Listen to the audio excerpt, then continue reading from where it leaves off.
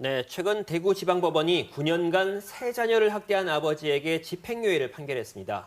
이 판결로 아버지는 다시 가정으로 돌아가게 됐는데요. 자녀 학대 사건이 발생할 때마다 비슷한 판결이 반복돼 논란이 되고 있습니다. 강수영 변호사와 함께 자세한 이야기 나눠보겠습니다. 변호사님, 안녕하십니까? 안녕하세요. 네, 먼저 어떤 사건인지 소개해 주시죠. 네, 세 자녀를 둔 40대 남성 A씨.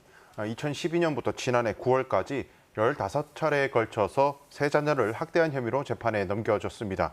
A씨는 딸들이 대든다는 이유로 60cm나 되는 물통에 아이들의 머리를 집어넣고 또 샤워기로 얼굴에 물을 뿌리는 등 물고문에 가까운 가혹 행위를 했는데요. 또 큰딸이 거짓말을 한다는 이유로 복숭아뼈가 부러질 때까지 회초리로 때리기도 하고 또 결국 지난해 학대를 견디지 못한 딸이 친구네 집으로 이제 가출을 하자 강제로 끌어오면서 뺨과 머리 등을 손으로 때리고 가위로 머리카락을 강제로 자른 혐의 등을 받았습니다.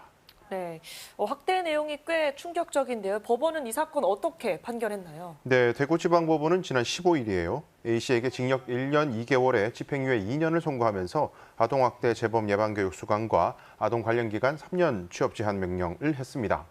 법원은 범행 수단과 방법이 정상적인 훈육으로 볼 수 없을 정도로 가혹하고 재질이 좋지 않다라고 지적하면서도 피고인이 대부분 범죄 사실 인정하고 있고 또 반성하는 태도를 보이는 점, 아이들이 피고인의 처벌을 원치 않고 가정으로 돌아오기를 바란다는 점, 또 아이들을 보호기관에 두는 것이 자녀들의 이익에도 부합하지 않고 또 이 피고인을 구금할 경우에는 아이를 부양할 사람이 없다. 이런 점을 참작해서 집행유예에 선처를 해주었습니다. 네.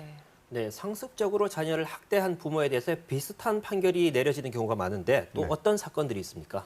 네, 대구지방법원은요, 작년 4월입니다. 세 자녀를 둔 아버지가 이 자녀들에게 칼을 손에 들고 목에 위협을 가하고 또 목을 조르고 옷을 벗긴 뒤 온몸을 때리며 또 찌개 국물을 쏟아버리는 등의 학대 행위를 한 아버지가 범행을 반성하고 있고 자녀들이 아버지의 처벌을 원하지 않는다는 이유로 집행유예에 선처를 해 주었습니다. 지난 6월입니다. 창원지방법원에서는 김해 냉골 학대 사건으로 유명한 사건이죠. 냉난방도 되지 않는 원룸에 이 아이를 혼자 두고 자신들은 별도의 아파트에 살면서 하루에 한 끼씩만 밥을 주고 CCTV로 감시하면서 온갖 욕설과 죽으라는 저주를 반복한 그리고 또 이런 심한 폭행까지 한 양부모들에게 집행유예에 선처를 했습니다. 이 학대받은 아이가 추운 날씨에 크리스마스를 앞두고 이대로는 얼어 죽겠다라는 취지로 경찰에 제발로 신고를 하면서 사건의 전모가 드러났지만 다시 양부모에게 돌려보내지게 된 건데요. 이 사건의 심각성 때문에 대한소아과 청소년 의사회를 비롯한 여러 사람들이 이 법원에게 이 아이를 반드시 분리해야 되고 부모를 엄벌에 처해야 된다는 탄원을 했지만 집행유예에 선처가 내려졌습니다. 네, 집행유예가 되면 자녀는 결국 다시 학대 가정으로 돌아가게 되는데요. 왜 계속해서 이런 판결이 나오는 건가요? 네, 이 집행유예라는 거는요, 징역형이 선고가 되지만은 바로 감옥에 가지는 않고 일단 사회로 내보낸 다음에 집행유예 기간이 끝나면 별 문제 없이 죄를 저지르지 않으면 감옥에 가지 않도록 해주는 그런 제도거든요. 그래서 대전제는 항상 재범의 우려가 없는 사람이어야 집행유예 선처를 받을 수 있어야 합니다. 네. 근데 이 아동 학대에 대한 판결문을 살펴보면요, 피고인이 잘못을 인정하고 있고 반성하고 있다. 아이를 잘 키우겠다고 다짐하고 있다. 특히 아이가 부모가 다시 집으로 돌아오길 바란다. 처벌을 원하지 않는다. 구금이 되면 아이들을 부양할 사람이 따로 없다. 이런 점들이 반복해서 판결문에 명시가 되고 있습니다. 하지만 장기간 학대를 해온 사람들은 그만큼 재범을 할 우려도 굉장히 높은데 이러한 점이 간과되고 있다는 지적이 있습니다. 이 때문에 학대를 받다가 이 아이가 죽어야만 부모가 구속이 되고 학대를 받았지만 죽지 않은 경우에는 선처가 반복되는 그래서 죽어야만 학대가 끝나는 거 아니냐라는 지적이 있게 되는 거죠. 네.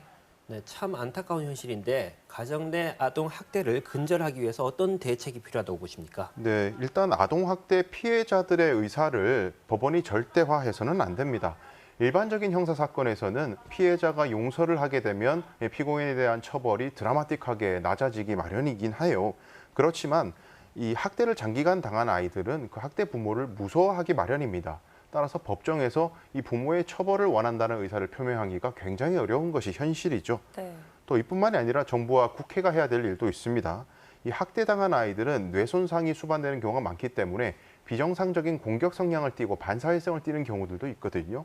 이런 아이들을 올바르게 보호하고 기를 수 있는 아동 보호 전문 기관을 더 많이 또 전문성을 더 강화하고 더 크게 만들어야 할 국가의 책무가 있는데요. 이 국가가 아동학대 가정보다 못해서는 안 되겠죠. 네, 아동학대 사건에 내려지는 집행유예 판결의 문제점을 들여다봤습니다. 지금까지 강수영 변호사였습니다. 오늘 말씀 고맙습니다.